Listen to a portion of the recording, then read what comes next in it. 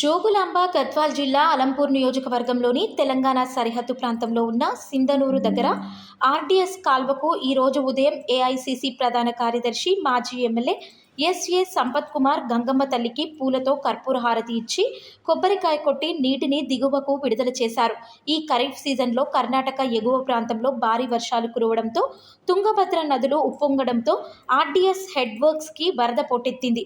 దీంతో రైతులు హర్షం వ్యక్తం చేశారు. రైతులకు వరప్రదాయిని అయిన ఆర్డీఎస్ ఆయుకట్టు కింద 587 ఎకరాల ఖరీఫ్ సాగుకు నీళ్లు అందించాలనే సంకల్పంతో అధికారులు రైతుల సమక్షంలో నీటి విడుదల కొనసాగించారు. తుమ్మిళ్ల ఎత్తిపోతల పథకం ద్వారా 50,000 ఎకరాలకు ఆర్డీఎస్ చివరి ఆయకట్టు వరకు నీరు పారుతుండడంతో ఆ ప్రాంత రైతులు హర్షం వ్యక్తం చేశారు.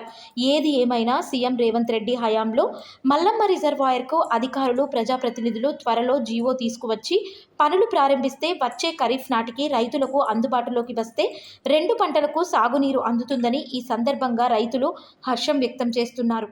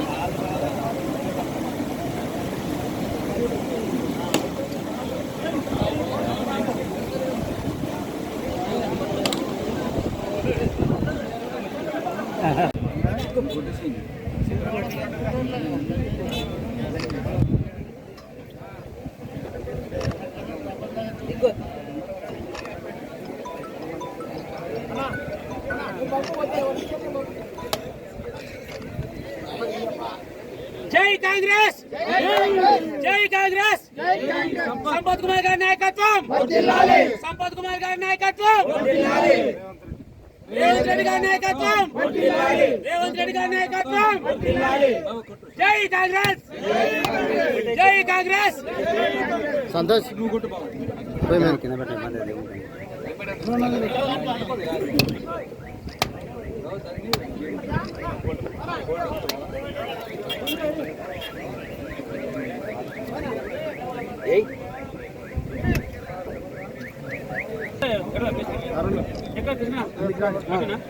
అరే తిప్పండి మీరు తిప్పండి ఏం కాలే సతీష్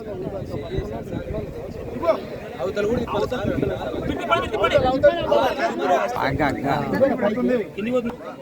సార్ ఇక్కడ సార్ సార్